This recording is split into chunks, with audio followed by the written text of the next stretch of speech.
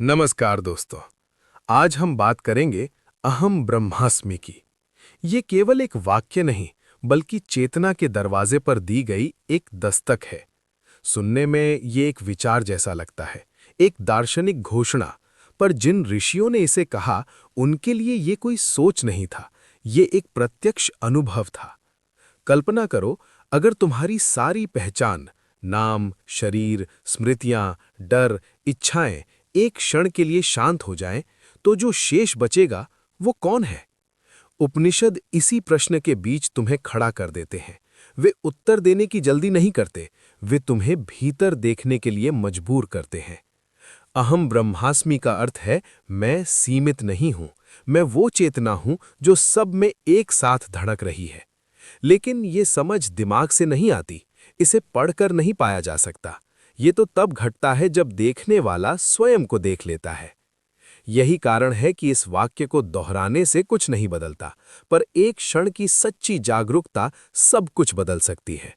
जब साधक पहली बार अनुभव करता है कि उसके भीतर उठते विचार भी उससे अलग हैं, उसकी भावनाएं भी उससे अलग हैं, तब एक दरार बनती है अहंकार की दीवार में। उस दरार से झांकती है वही रोशनी जिसे ऋषियों ने ब्रह्म कहा। और अचानक जीवन केवल घटनाओं की श्रृंखला नहीं रहता, वो एक जीवित रहस्य बन जाता है। तब अहम ब्रह्मास्मि कोई मंत्र नहीं रहता, वो स्वयं की पहचान बन जाता है। पर यह पहचान स्थायी कैसे हो? क्यों अनुभव की झलक मिलते ही हम फिर पुराने भय और सीमाओं में लौट आते हैं? उपनिषद यहीं से अपनी सबसे गहरी यात्रा शुरू करते हैं।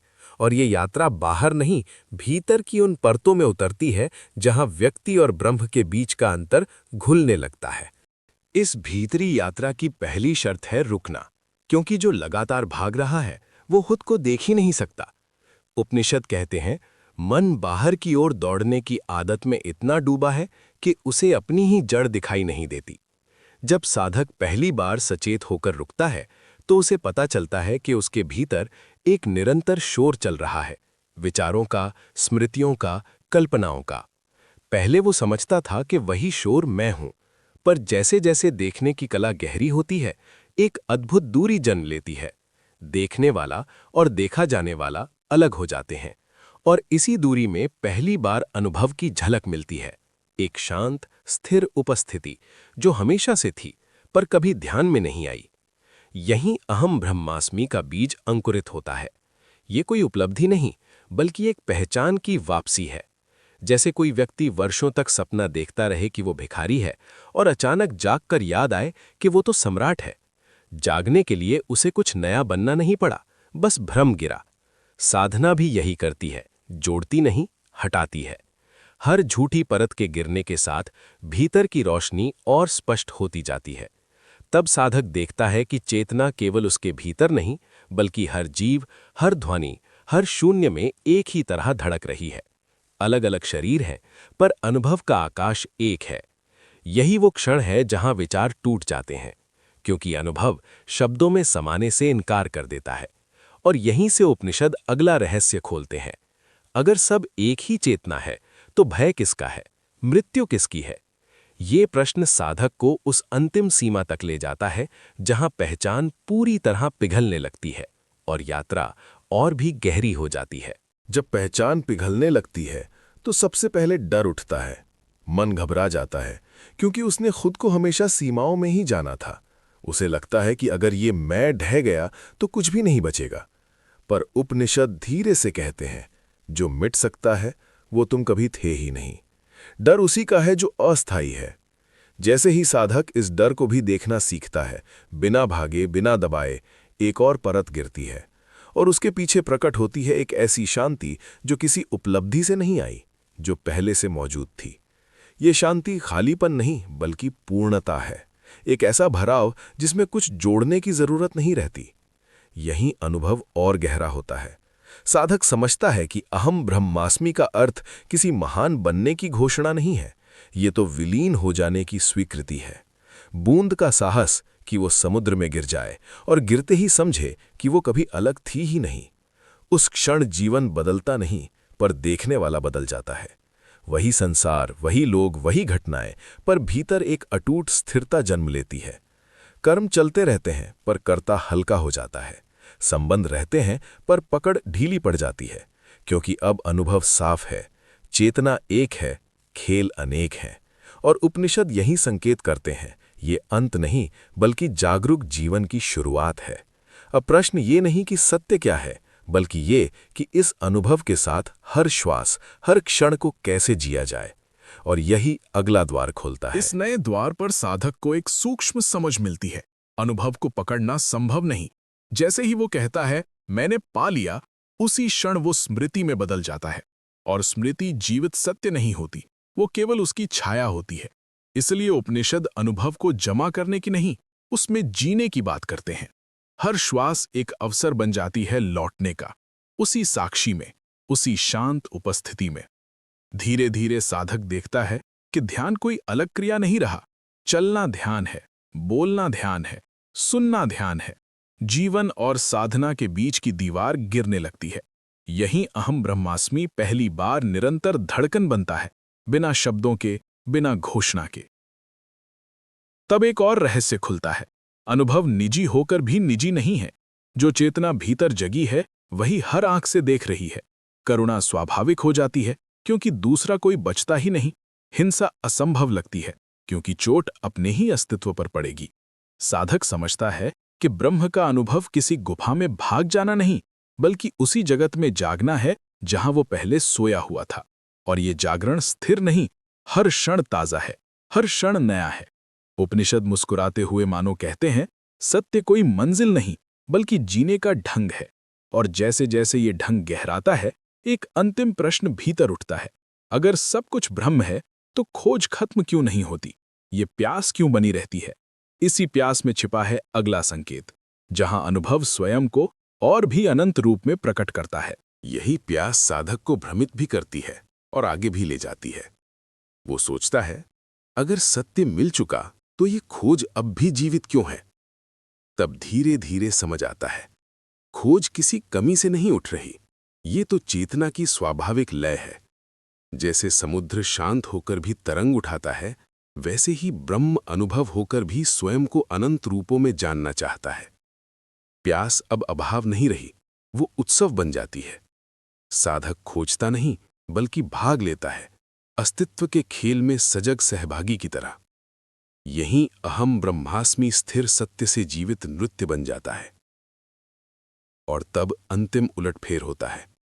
साधक देखता है कि जिसे वो अनुभव कह रहा था, वो भी गुजरता हुआ क्षण है।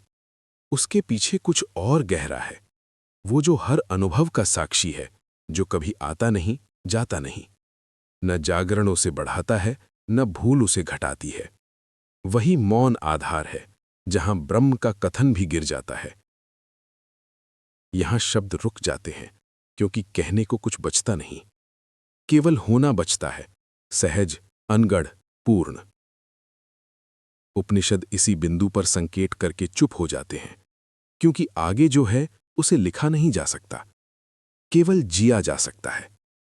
और शायद यही सबसे बड़ा निमंत्रण है कि ये कहानी पढ़कर खत्म न हो, बल्कि भीतर जारी रहे, जहां हर श्वास खुद फुसफुसाए। अनुभव अभी भी गहराता जा रहा है। और जब कहानी भीतर जारी रहती है, साधक एक सूक्ष्म परिवर्तन नोटिस करता है। अब वो अनुभव का पीछा नहीं कर रहा, अनुभव स्वयं उसके पास आ रहा है। पहले ध्यान प्रयास था, अब स्वभाव बनता जा रहा है। जैसे कोई नदी बहुत दूर बहकर अंत में समझे कि वो हमेशा से समुद्र की ओर ही जा रही थी। जीवन की छोटी छोटी घटनाएं भी संकेत बन जाती हैं। एक ध्वनि, एक मौन, एक आकस्मिक स्पर्श, हर चीज उसी एक चेतना की याद दिलाती है। तब अहम ब्रह्मास्मि कोई ऊंचा आध्यात्मिक कथन नहीं रहता, वो साधारण क्षणों की धड़कन में उतर आता है। खाना, चलना, मुस्कुराना, सब में वही एक स्वाद घुलने लगता है। लेकिन यहीं एक और गहराई इंतजार करती है। साधक देखता है कि जागरूकता को भी पकड़ने की आदत बची हुई है। एक सूक्ष्म गर्व कि मैं जान गया, अब भी छाया की तरह पीछे चलता है। उपनिषद इस अंतिम गांठ की ओर इशारा करते हैं। वे कहते हैं, जहां जानने वाला बचा है वहां दूरी बची है, और जहां दूरी है वहां पूर्ण विलय नहीं। ये सुनकर साधक फिर भीतर उतरता है और पहली बार जानने की इच्छा भी छोड़ देता है। उसी क्षण एक अजीब सहजता जन्म लेती है, जैसे अस्तित्व कह रहा हो, तुम्हें कुछ साबित नहीं करना, कुछ पकड़ना नहीं, केवल होना है। और इसी होने में अनुभव अपनी सबसे निर्मल अवस्था में खिलता है। अब यात्रा किसी लक्ष्य की ओर नहीं जा रही, यात्रा स्वयं ही ब्रह्म की अभिव्यक्ति बन गई है। और यहीं से अगली परत खुलती है, जहां होना और जानना भी एक ही धड़कन में घुलने लगते हैं। जब होना और जानना एक ही धड़कन में घुलने लगते हैं, तब साधक को समझ आता है कि वो कभी यात्रा पर था ही नहीं। जिस सत्य को पाने निकला था, वही हर कदम पर उसके साथ चल रहा था। फर्क केवल इतना था कि पहले उसकी नज़र बाहर थी, अब भीतर ठहर गई है। इस ठहराव में कोई जड़ता नहीं, ये जीवित शांति है। यहाँ अनुभव को दोहराने की चाह नहीं रहती, क्योंकि हर क्षण स्वयं नया अनुभव बनकर जन्म ले रहा है। अहम ब्रह्मास्मि अब विचार, भावना या स्मृति नहीं, ये देखने का ढंग बन चुका है। संसार चलता रहता है, परिवर्तन आते रहते हैं, पर भीतर एक अचल केंद्र स्पष्ट हो जाता है, जैसे तूफान के बीच शांत आकाश। और तब एक अंतिम समझ उतरती है, ब्रह्म को जानना जीवन से भागना नहीं, बल्कि जीवन को पहली बार सच में छूना है। हर संबंध अधिक सच्चा हो जाता है, हर श्वास अधिक कीमती। साधक देखता है कि आध्यात्मिकता किसी अलग दुनिया का नाम नहीं। यही दुनिया जब जागरूक आंखों से देखी जाए तो ब्रह्म का प्रत्यक्ष रूप बन जाती है। उपनिषदों का संदेश यहीं पूर्ण होता है। अनुभव को पकड़ो मत, उसे बहने दो, क्योंकि वही प्रवाह तुम्हें हर क्षण याद दिलाता रहेगा कि तुम सीमित कहानी नहीं, असीम चेतना की खुली किताब हो। तो शायद अहम ब्रह्मास्मि का रहस्य समझने की चीज नहीं, जीने की दिशा है। इसे मानना नहीं, देखना है। और देखना भी किसी दिन विशेष पर नहीं, अभी इसी श्वास में। अगर एक क्षण को भी तुम पूरी जागरूकता से ठहर सको, तो वही द्वार फिर खुल सकता है, वही अनुभव फिर झलक सकता है। यात्रा यहीं समाप्त नहीं होती, यहीं से सच में शुरू होती है। और जो शुरू हुआ है वो तुम्हारे भीतर चुपचाप आगे बढ़ता रहेगा, जब तक हर क्षण खुद कहने न लगे, जो खोज रहे थे वही हमेशा से तुम थे। धन्यवाद।